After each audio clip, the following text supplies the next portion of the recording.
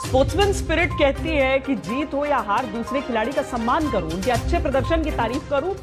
ये तस्वीर मैच के खत्म होने के तुरंत बाद की है। इसमें विराट कोहली ने स्पोर्ट्समैन स्पिरिट दिखाते हुए हार के बावजूद बाबर आजम से बात की, हाथ मिलाया। बाबर आजम से बात करने के बाद रिजवान से मिले, रिजवान को बधाई दी और गले भी लगाया। इसे कहते हैं खेल भावना। होगा कि क्रिकेट अपने आप में एक धर्म है और उसमें सभी धर्मों के खिलाड़ी क्रिकेटर ही कहे जाते हैं। इसमें इस्लाम की विश्व विजय खोजना ठीक नहीं।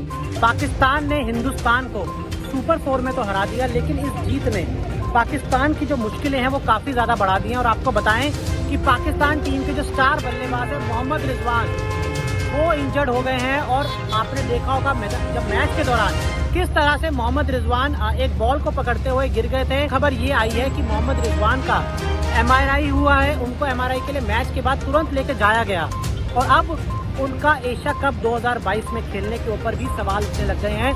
स्टूडियो पहुंच चुके हैं। स्टूडियो में जरा दिखाओ जोश खरोश कैसा है भाई, दिखाना जरा।